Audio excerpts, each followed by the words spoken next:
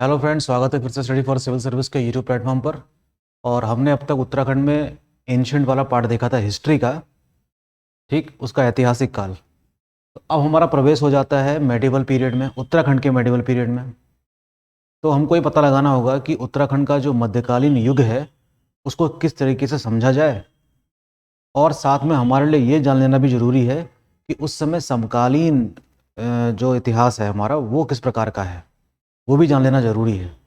तभी हम समझ सकेंगे कि कौन अकबर के समकालीन है, कौन मोहम्मद बिन तुगलक के समकालीन था, किसे कुमाऊँ का तुगलक कहा जाता था। इस प्रकार से चीज़ें हम क्या कर सकते हैं, पैरेलली अगर चलाएं तो उत्तराखंड की हिस्ट्री को समझने में बिल्कुल भी दिक्कत नहीं होगी। ठीक, तो मेडिवल इंडिया को उत्तराखंड के हम अगर हम डिवाइड करें दो पार्ट में, क्योंकि आप जानते ही हैं कि उत्तराखंड का जो पार्ट है वो कुमाऊँ और गढ़वाल दो पार्ट में बटा हुआ है। इसका इतिहास अलग चलता है, इसका इतिहास अलग चलता है, तो हमें एक एक करके चीज़ों को समझना होगा। तो कुमाऊँ वाला जो क्षेत्र है, यहाँ पर जब हम देखते हैं कि इस समय अंतिम शासक यहाँ का कौन था, तो हमको पता चलता है कि ब्रह्मदेव नाम का एक शासक था। ठीक, और ये कहानी शुरू होती है लगभग 1025 के आसपास से, या उससे थोड़ा सा पहले से। ठीक, और वहीं अगर हम गढ़वाल में बात करें तो हम देखते हैं कि मध्यकालीन युग की शुरुआत गढ़वाल में काफ़ी पहले, अर्थात 688 ईस्वी में शुरू हो जाती है। कुमाऊं वाले क्षेत्र में हम देखते हैं कि आधिपत्य रहता है किसका, चंद शासकों का, यानी कि चंद वंश। इसको समझना होगा कुमाऊं वाले पार्ट में, चंद वंश के बारे में काफ़ी बड़ा चैप्टर है ये। और गढ़वाल में समझना होगा हमको परमार वंश के बारे में। ठीक, जब हम परवार वंश या चंद वंश के बारे में पढ़ते हैं, एक बात इसमें समझ लेने जैसी ये है कि कौन कौन आपस में समकालीन शासक हैं कुमाऊं के और गढ़वाल के। बहुत इंपॉर्टेंट बात है ये। कुमाऊं में देखते हैं जो चंद शासन है वो शुरू होता है लगभग 1025 से, और ये रहेगा 1790 तक। क्योंकि आपको पता ही है कि 1790 में कुमाऊं वाले क्षेत्र में पूरी तरीके से गोरखाओं का शासन स्थापित हो जाता है, और 1815 तक बना रहता है। तो ये रहा चंद्रवंश का पीरियड। गढ़वाल की कहानी थोड़ी इससे अलग है। हम देखते हैं कि गढ़वाल में जो परमार वंश के जो शासक हैं उनका तो क्रम हमको मिलेगा भारत की आज़ादी के 2 साल बाद तक, यानी कि 1949 तक। 1949 तक कि कैसे गढ़वाल में सुदर्शन शाह ब्रिटिश शासन के समय में पहले शासक बनते हैं टेहरी रियासत के, और तब से लेकर हम आगे पढ़ चुके हैं 1949 तक कि कौन कौन से शासक रहे। दरअसल वो वाला पार्ट हम पढ़ चुके हैं, हमें उससे पहले वाले पार्ट को देखना है। तो परमार वंश और चंद वंश कुछ समय तक, यानी कि 1790 तक साथ साथ चलते हैं, और हम देखते हैं कि कैसे जो गोरखास थे वो पूरी तरीके से गढ़वाल को नियंत्रित नहीं कर पाते हैं। तो मुख्य रूप से हम देखते हैं कि गोरखाओं का शासन सिर्फ कहाँ तक सीमित रहता है, पूरी तरीके से कुमाऊं वाले क्षेत्र में। इसके बाद हम देखते हैं कि कुमाऊं वाला क्षेत्र 1815 के बाद डायरेक्टली किसके अधीन आ जाता है, ब्रिटिश साम्राज्य के अधीन स्थापित हो जाता है। और 1947 में जब भारत आज़ाद होता है तो ये भी आज़ाद हो जाएगा। लेकिन यहाँ वाले केस में हम देखते हैं कि 1815 से लेकर 1949 तक यहाँ पर जो गढ़वाल शासक है उनको अब टेहरी रियासत कहा जाता है, बस यही फ़र्क है। लेकिन टाइम पीरियड इस वाले का काफ़ी लंबा है। देखिए 688 से शुरू होता है यहाँ पर, और यहाँ शुरू होता है 1025 से। तो मेडिवल इंडिया को हमें एक एक करके देखना होगा। पहले कुमाऊं को समझ लेते हैं, फिर गढ़वाल को समझेंगे। बीच बीच में हमारे लिए ये जानना भी जरूरी है कि अकबर का समकालीन शासक कौन था, चंद या गढ़वाल का कौन शासक था अकबर का। इसी प्रकार से मुगलों से पहले दिल्ली सल्तनत की स्थापना थी, मोहम्मद बिन तुगलक के समकालीन कौन था।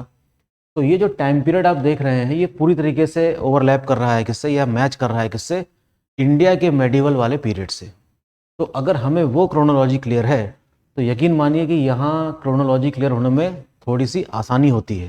ठीक, तो अगर मैं 1000 मान लूँ, 1000 से लेकर 1949 तक, या कह सकते हैं 1790 तक, तो हमको दो इम्पॉर्टेंट एम्पायर इस्टेब्लिश होते हुए नज़र आते हैं इंडिया में, एक तो दिल्ली सल्तनत और एक मुग़ल एम्पायर।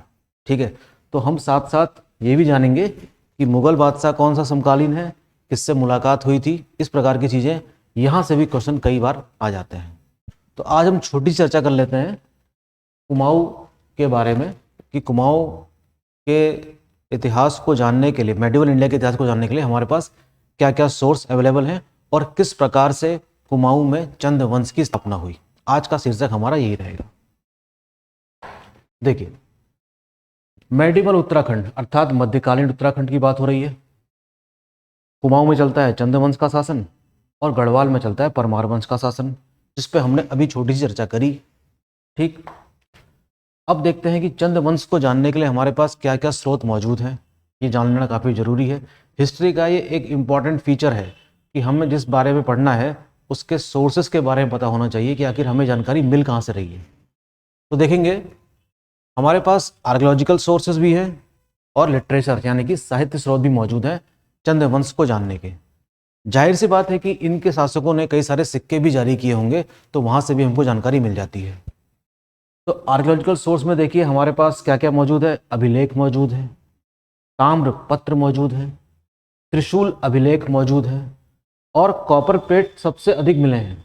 ठीक है, तो लगभग जितने भी शासक हैं चंद वंश के, उन सभी शासकों ने अपने त्रिशूल लेख जारी किए, कॉपर प्लेट जारी किए, जिसमें से गोपेश्वर का क्या मिलता है, त्रिशूल अभिलेख मिलता है। जैसे जैसे हमारा सफ़र आगे बढ़ेगा हमको पता चलेगा कि कौन सा लेख किस शासक का है। इसी प्रकार अगर हम लिटरेचर की बात करें अर्थात साहित्य की बात करें, तो मानवोदय काव्य नाम का एक ग्रंथ है जिसमें चंद शासकों की वंशावली मिलती है। क्या नाम है ग्रंथ का? मानवोदय काव्य या ज्ञानोदय काव्य भी कहते हैं इसको। में क्या मिलती है? चंद शासकों की वंशावली यानी कि पूरी जीनियोलॉजी मिलती है। काफ़ी इंपॉर्टेंट है। ऐसी एक चीज़ है, पवाड़े कहते हैं एक चीज़ को, वो भी कई सारे राजाओं के मिलते हैं और ये भी इंफॉर्मेशन से भरे पड़े हैं। तो सोर्सेस की कोई कमी नहीं है चंद शासकों को जानने के लिए। ठीक, तो ये तो रहा इनका सोर्स। अब हम पता लगाते हैं कि इसकी स्थापना हुई कैसे थी। बड़े नाटकीय तरीके से हुई थी। तुमको पता चलता है कि कुमाऊं के एक क्षेत्र में उन दिनों यानी कि चंद वंश की शासन से पहले ब्रह्मदेव नाम का व्यक्ति शासन कर रहा था। ब्रह्मदेव नाम का व्यक्ति काफ़ी एम्बिशियस है, काफ़ी महत्वाकांक्षी है और आसपास के क्षेत्र को विजित करना चाहता था। इससे हुआ ये कि अव्यवस्था फैल गई, चारों तरफ लोग आशंकित हो गए। ठीक है, इस क्षेत्र का अंतिम शासक था कौन? ब्रह्मदेव, महत्वाकांक्षी शासक है और अपने सीमांत क्षेत्रों को भी विजित कर लेना चाहता था। इसी कारण अव्यवस्था फैल गई। लेकिन हम जानते हैं कि कुमाऊं का कुमाऊं का जो क्षेत्र है वहाँ पे एक क्षेत्र ऐसा है जिसको हम कहते हैं काली कुमाऊं।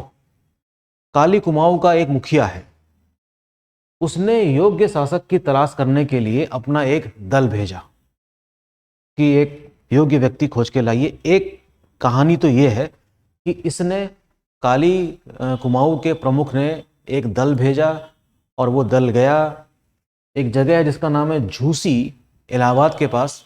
वहाँ उसको, इस दल को सोमचंद नामक का एक व्यक्ति मिलता है और ये दल उसको काली कुमाऊं लेकर आया और यहाँ के लोगों ने उसको क्या बना दिया? शासक बना दिया।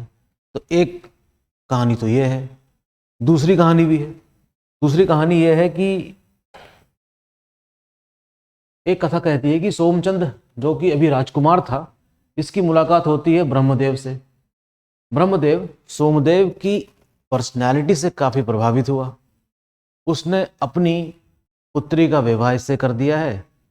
विवाह के बाद कुछ भूमि इसने दान में दी और उस सोमचंद नाम के व्यक्ति ने, जो कि स्वयं एक महत्वाकांक्षी, एक योग्य व्यक्ति है, राजबुंगी नाम का एक गढ़ बनाया। राजबुंगी नाम का क्या बनाया? गढ़, वहीं चंपावत के आसपास, और जिसी को आज क्या कहते हैं हम, चंपावत नाम से जाना जाता है। यहाँ से ये शासन करना शुरू कर देता है। कौन? सोमचंद। इस प्रकार से चंद वंश के शासन की शुरुआत होती है और सोमचंद सफलतापूर्वक शासन करता है कुछ समय तक। और हम देखेंगे कि शुरुआत में चंद वंश का शासन जो था वो चंपावत के आसपास ही था। बाद में हम देखते हैं कि कैसे इस शासन का विस्तार होते होते अल्मोड़ा तक पहुंच जाता है और बाद में अल्मोड़ा भी इसकी राजधानी बनती है। तो ये काफ़ी जानना दिलचस्प होगा कि कैसे कुमाऊं में चंद वंश के शासकों ने न सिर्फ राजनीतिक स्थिरता प्रदान करी, बल्कि वहां पर एक मजबूत अर्थव्यवस्था, राजस्व, प्रशासन, इन सभी चीज़ों की स्थापना करी सफलतापूर्वक। ओके, कुमाऊं के शासक, गढ़वाल के शासक अर्थात परमार के शासकों में कई मामलों में मतभेद भी था, और एक समय ऐसा भी आता है कि कुमाऊं में योग्य शासन की कह सकते हैं कि कोई मिलता ही नहीं है, और स्वयं यहाँ पे भी राजनीतिक अस्थिरता का लाभ उठाया जाता है, और कुछ समय के लिए कुमाऊं गढ़वाल शासक के अधीन आ जाता है। ऐसा भी हुआ है। एक समय ऐसा है कुमाऊं के इतिहास में जिसको हम जोशी काल भी कहते हैं। जोशी काल, ये भी बहुत इंपॉर्टेंट है। हर्षदेव का नाम आप याद, हर्षदेव नाम के व्यक्ति का नाम याद होगा आपको, वो हमको पढ़ना होगा इसमें। तो काफ़ी इंटरेस्टिंग सा है ये, काफ़ी बड़ा चैप्टर है। हमें इनके कल्चर के बारे में पढ़ना है। हाँ, इनके बारे में कुछ क्या सारी चीज़ें पढ़नी है, जैसे कि इनका राजनीतिक इतिहास तो पढ़ना ही है, इनकी हमको पॉलिटिकल हिस्ट्री पढ़नी है, इनका हमको एडमिनिस्ट्रेशन पढ़ना है अर्थात इनका प्रशासन पढ़ना है, इनकी इकोनॉमी पढ़नी है, ठीक है, इनके पूरे कल्चरल एक्टिविटीज़ को समझना है इत्यादि। इनका राजकीय चिन्ह क्या था, इनकी भाषा क्या थी, किस प्रकार से इन्होंने, कुछ राजा ऐसे जिन्होंने विद्वानों को भी संरक्षण दिया था, वो सभी बातें जो इतिहास के राजाओं में खासियत होती है, वही खासियत हमको इन राजाओं में भी नज़र आएगी, लेकिन साम्राज्य इनका उत्तराखंड के अंतर्गत ही सीमित था।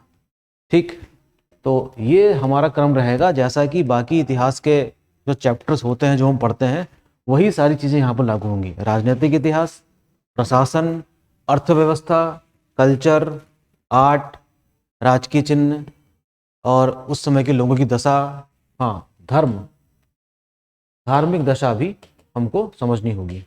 समकालीन शासक, हर्षदेव जोशी, ये सारी बातें, और साथ साथ हमें भारत के दूसरे हिस्सों में क्या हो रहा है और उसका क्या इम्पैक्ट पड़ता है उत्तराखंड के इतिहास में, ये भी हमको जानना होगा।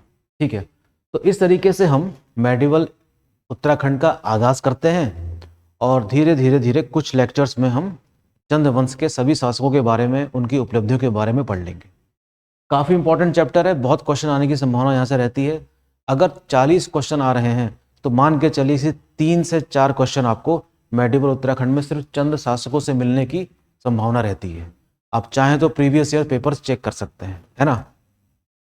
तो इस इंट्रोडक्शन के साथ आज का लेक्चर समाप्त करते हैं, और कल से हम इसमें विधिवत जो आगे शासन होगा इसका, उसके बारे में पढ़ेंगे। ठीक है, thank you and all the best.